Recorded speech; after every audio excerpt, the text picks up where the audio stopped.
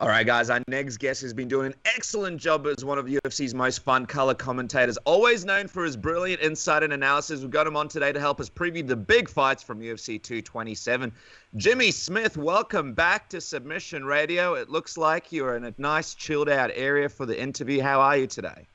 I'm doing great, man. Your intros are the only reason I do this show, because you make me sound way better than I really am. And that's really what I'm all about, guys. You guys are great. Really appreciate it. I think that's why a lot of people come on the show. They come on for the intros, and then the interview starts, and they remember, they're like, oh, God. Why they just zone out. They just zone out, yeah. Yeah. You start well, you end well, and then you give people good memories. I'll throw a hard question at you at the very start, Jimmy, just to kick this thing off, right? Before UFC 227 begins, of course, we have to get through the weigh-ins, something that rarely happens these days without some kind of debacle. Now, I watched you on Fox, and you had a good suggestion. You suggested recently the fighters should essentially be penalized and have points deducted for missing weight. The amount of points depending on how many rounds the fight is set for. Fighters would also potentially be suspended for multiple weight misses. It sounds like a really good deterrent, but do you think that it might also make fighters cut weight beyond what their body can handle in order to avoid these penalties? For example, if somebody like a Darren Till is near death and they're thinking, I should probably stop, they may keep cutting weight because, hey, they don't want to lose those points or potentially be removed from their weight class or be suspended for a year. Well, if you're near death, you shouldn't be at that weight class. Mm. I mean, it's very simple. It's one of those things where if your weight cut is so bad, you're worried about dying, and if I maybe cut this extra pound, it's going to kill me, I suggest you go up to middleweight. I mean, what everybody forgets is this isn't like the NFL. We're not, the UFC doesn't tell people, you're an outside linebacker, you're a receiver, you're a quarterback. It doesn't do that. If you can't make 70, go to 85. The hard part is that, there's this idea that fighters are locked in a particular weight class. They're not. If it's that tough, you got to move. Now, the addition of more weight classes certainly might help, but it might also encourage people to cut even more to go down to the middle weight class. So it's just a tough situation, man. What I was trying to take away with that situation is, if you miss weight, you won't win. It's harder to win the fight, because what we're seeing with all these other things, you lose part of your purse, you lose this, you lose that, all that doesn't deter somebody from winning. If you think I might lose points during the fight and I'll start out at a 10-9 deficit in the first round, I'm not going to win, even if I make weight. You got to take away the win from these guys, and that's a hard thing to do. And what do you also make? I mean, we mentioned Till before. He's obviously got the title shot against Woodley. He gets the title shot after missing weight. We've seen Yoel Romero, he missed weight against Rockhold. Then he gets a fight against Whitaker. It doesn't really seem like, if you're looking at this thing from afar and you're a fighter, it doesn't look like you're really getting penalized properly for missing weight. A lot of guys getting title shots after, and especially a guy like Darren Till, who we're not even sure if he could make weight. Let's say he makes weight for this Woodley fight and wins the title somehow. There's no guarantees he'll ever be able to properly defend it, because he may never make weight again. What do you make of that kind of situation that we're dealing with right now? That's exactly the problem. Is you got to remember, championship fight, that's another pound he has to lose. 171 won't do it. He's got to make 170 on the dot for a title shot. So, it's a matter of, let's say he wins.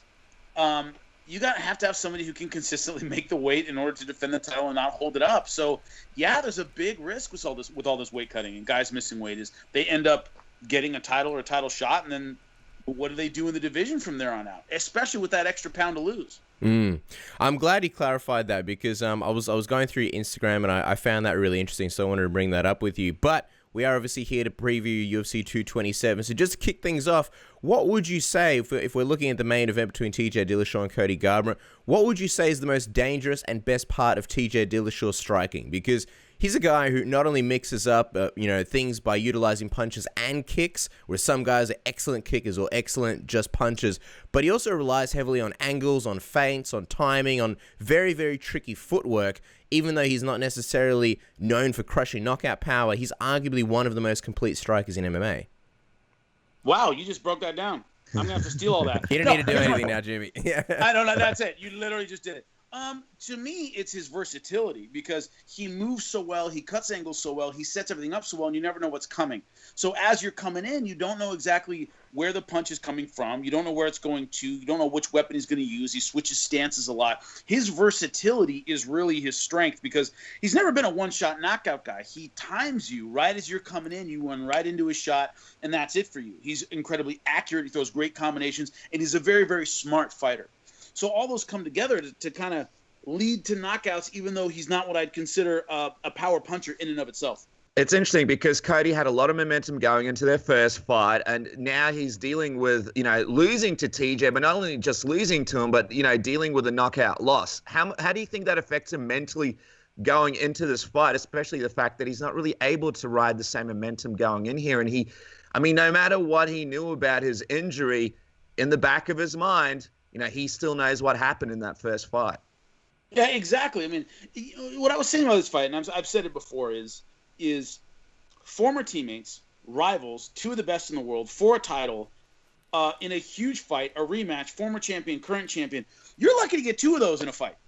This has 5 or 6 subplots that make it an amazing fight. That's crazy. So the thing about being a former champion is the mental toughness it takes to get there is really incredible. So under normal circumstances, I would say a knockout loss would be kind of devastating. Cody Garbrandt, I think, is going to be more motivated. I think he showed tremendous grit and guts and heart to get this far, to win the title, to come back and get this rematch. All of it means a lot to him. So, if anything, I think it's going to be motivation. I think he respects the power of TJ Dillashaw. I think he thought he was kind of going to be the bully a little bit more in that fight, and then he was throwing a big punch and got caught right in the middle. So that respect is definitely going to be there in fight number 2. These guys may hate each other. They can't not respect one another's abilities. Not possible. I always think it's fascinating when fighters are used to bullying fighters and then they sort of meet someone who they can't necessarily bully, and TJ Dillashaw might be that guy.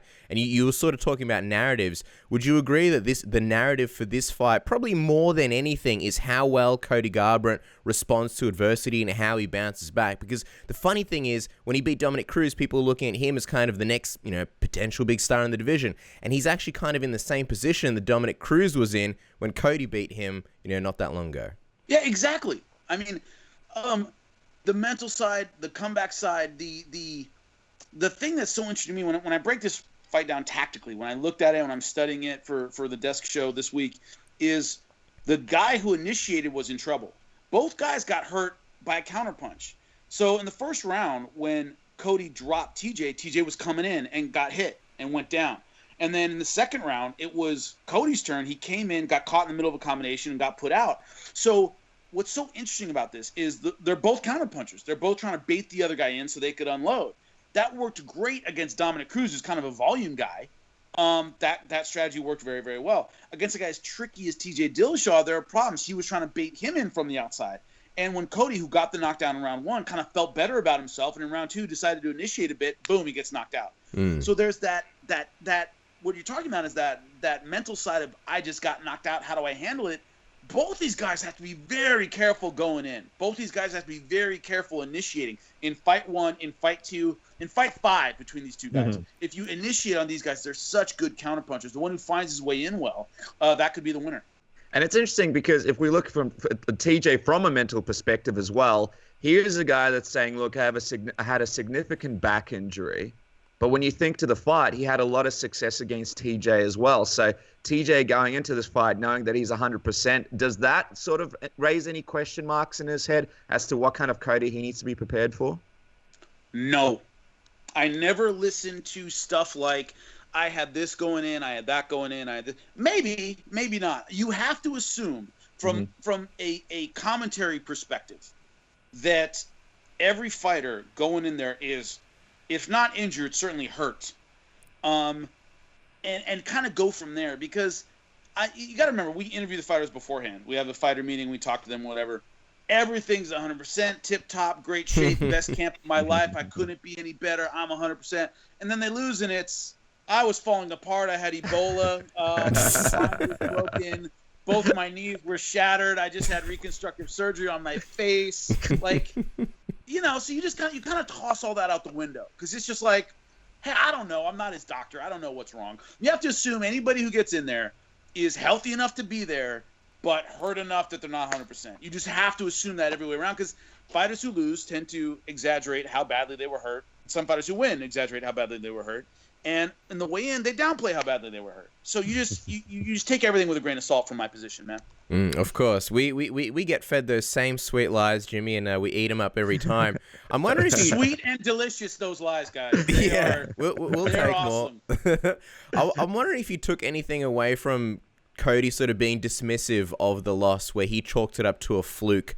And we saw, obviously, with Yomani and Jacek, she lost to Rose Namajunas. She sort of chalked it up to a fluke. She didn't get the win when they had a rematch. Do you sort of take that as a sign that Cody might be going in with a similar game plan if, indeed, he does believe that it was a fluke? Or do you think he might be showing us something different this time around? As we just said, and I will take this to the grave, fighters are amazing liars. We are really good at it. We're great at it. It's just in our DNA to lie. So, that being said, the thing is that fighters will tell us it was a fluke, it was no big deal, I got this. Did they lie to their coaches? Did they lie to their teammates? Because you might say, oh, man, that was a fluke. I beat this guy 10 out of 10 times. But you go back to the gym, and your coach says you got caught with a shot while throwing a combination. Get that goddamn hand back to your chin. You can't afford lies in the gym. You can lie to me. You can lie to the MMA media. You can lie to anybody you want about how you prepared for a fight.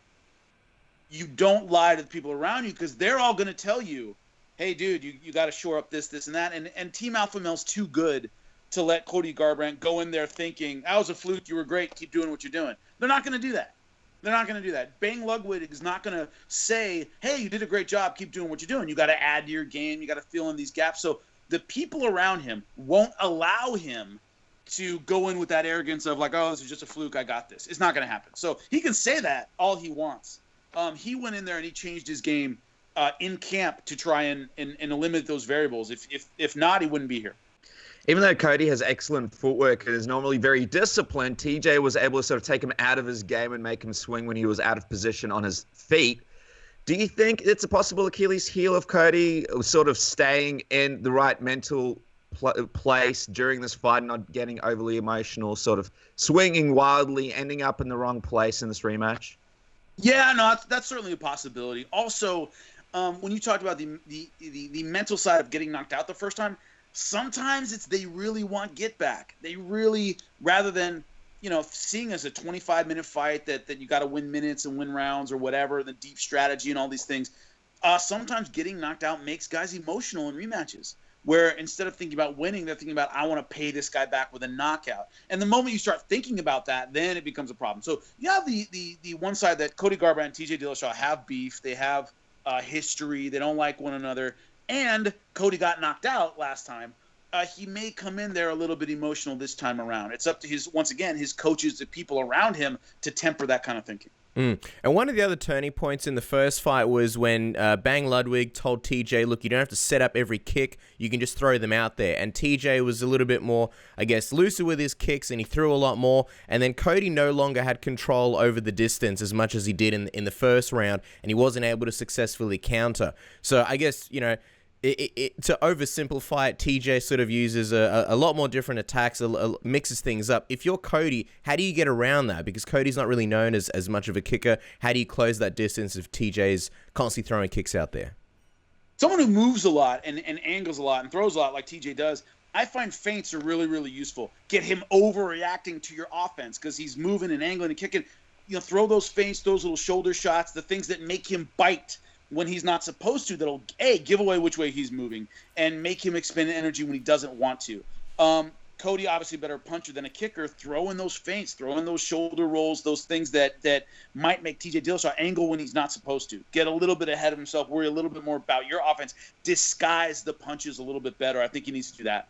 It's going to be fascinating to see, obviously, who wins this one. Obviously, you can't predict because you'll be commentating this fight, but actually, you'll be on the desk, so you can predict it, can't you? So I am not. So you can predict. All right. Well, let's just say, from your perspective, this is when it comes to rematches, this is a very difficult one to call. I mean, everyone that we've spoken to in the MMA media kind of isn't sure where to go here. Right now, where does your heart lie? Who do you think might win this one? And do you anticipate it kind of switches back and forth as you go through fight week? 100%, I think it switches back and forth. The little tiny details make this fight. And when you look at if there are 10 seconds left, 10 more seconds in the first round, that could have been over. Remember when TJ turns to go back to his corner, he kind of wobbled. His legs were not underneath him at all. Maybe 10, 15 more seconds, Cody ends up winning that fight. So that's how close this fight was the first time. And, once again, the second round when he clipped Cody and dropped him, that was right in the middle of a combination. If he's a half second slower, that combination lands and maybe it's TJ going out. So the first fight was so back and forth and so close, and both these guys can do so much. What I think it hinges on are things like, does Cody, because of the knockout, because of the emotional side of the fight, get a little frustrated when he can't hit TJ in round one? How does somebody handle being down a couple of rounds? These little tiny mental battles we see throughout the fight, that might decide everything. Anyone particular that you're leaning towards more than the other? I know we're putting you on the spot here. No. That's no problem at all. I tend to go in a situation like this with the guy who can do a little more, who just has a few more weapons. And right now, that's TJ. He, the kicks, the angles, he does a little more than Cody. What Cody does well, he does extremely well. I think he's a fantastic fighter, one of the best in the world. TJ's offense is a little more varied, and I think in a 25-minute fight, that's very, very important. Dominic Cruz, when Cody beat him, Dominic's pretty much a puncher. The kind of way he moves. It's unorthodox, but, there was if you want to say a data set of fights for him going back, 10 years, where Cody was able to kind of figure him out a little bit. I think TJ's a little harder to figure out, can do a little bit more. I'm leaning toward him right now. Wow. Well, let's talk about the co-main event, Demetrious Johnson versus Henry Cejudo, a fight a lot of people are really looking forward to. A lot of hardcore fans really excited to see how this one plays out. First time Henry Cejudo fought Demetrious Johnson. A lot of people sort of felt like it came a little bit too early. Jimmy, do you think it's going to be a more complete version of Cejudo that we see in this fight? One that's a little bit readier to possibly dethrone the king? He's going to be a little bit smarter. He's a little bit more seasoned. He's a little bit more experienced. And there's always a thing whenever you're getting a fighter ready for a fight is you always tell them, I don't want the first time, well, I did when I was coaching. Whenever you see something, I don't want the first time to be in the octagon. I want you to see it out here. I want you to, that's why you get training partners and sparring partners that simulate your opponent. That's why you go through all this training is, I don't want the first time you see something to be in there. DJ is one of those guys who just can't really prepare for that much. He has a speed and a strength and this unorthodox attack that you really can't find guys that do that. Henry Cejudo's, I don't want to say advantage, but the difference in this second fight is he's been there before. He's felt what he can do. Yeah, he ended up losing the fight, but it's not going to have that shock and awe kind of effect it had in the first fight when you're in the clinch and this guy knees you and you go, man, this guy can really hit. The slick stuff he did in the clinch, I don't think Henry Cejudo was ready for. He's been in there before. He won't be awed by what he's seeing by, perhaps the greatest mixed martial artist of all time. There is that edge of, hey, at least I've been here before. I think that gives him an advantage.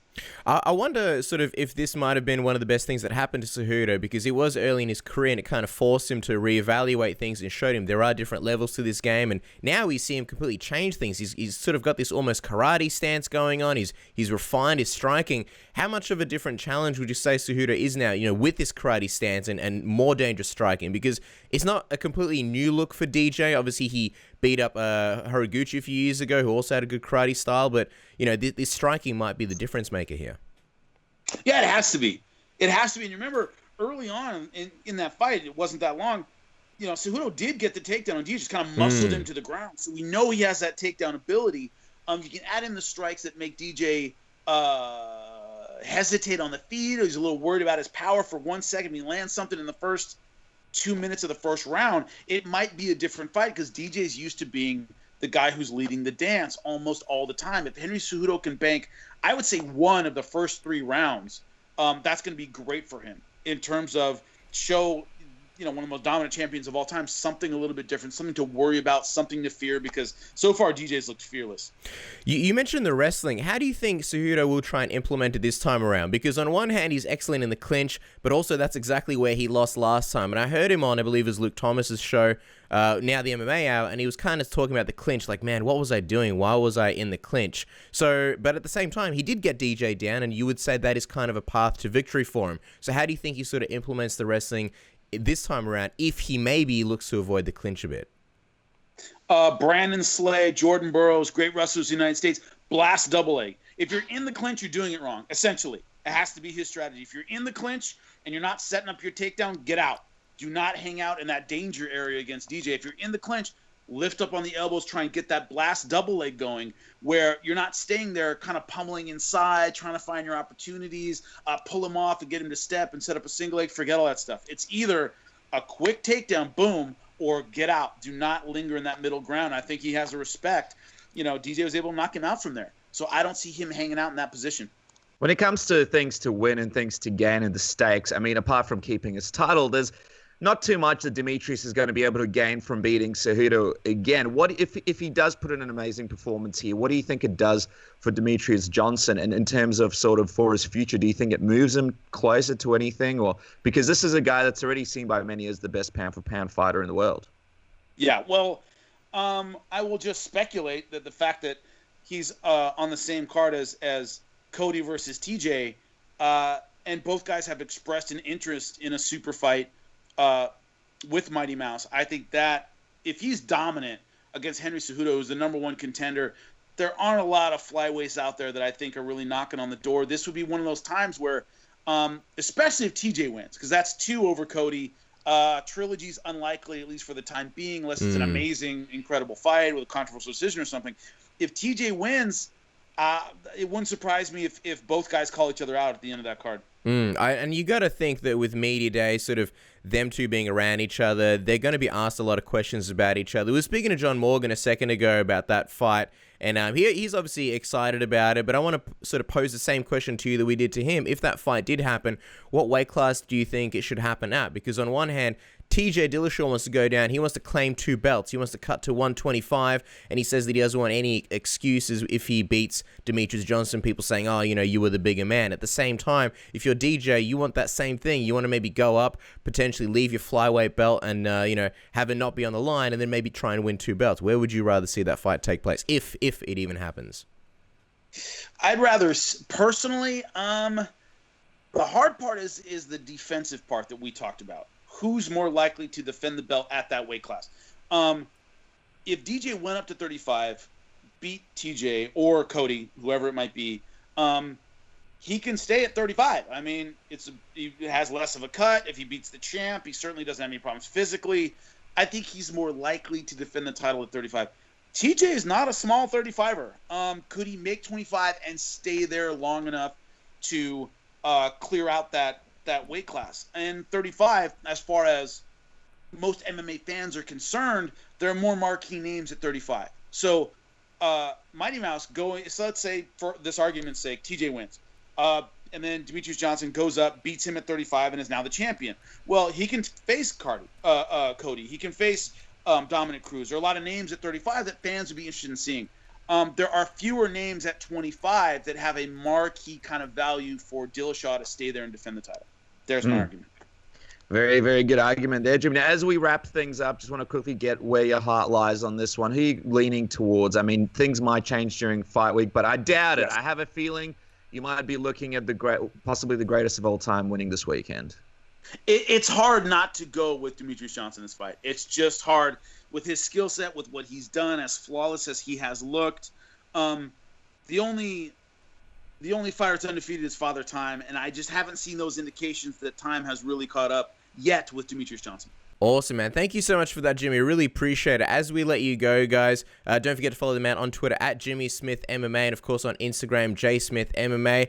No commentary team for you this coming weekend, but you get to be on the desk. I feel like I was going to use the word holiday. It's definitely not a holiday because you obviously have to do a tremendous amount of work and also research. So it's definitely not that. But is it a little bit more fun for you when you are on the desk? Because while the fights are playing out, yes, you're analyzing, but you get to kind of enjoy them a little bit more as a fan. You don't have to be on. You're not actually being recorded. It's a little bit more fun in that sense. Yeah, it's a little more fun in that sense. But you got to remember, it's a long day because we come out there early, do the production meeting, all this stuff, and then we're there for, before the pre-fight show, we're there. So, previewing the show, we have the fights, and then we sit there and watch the fights, and then we wrap it up at the end. So it's a long, long day either way. So you got to keep that in mind as while we have to be focused and researching the entire time. And so I'm earning my money, guys. You know it.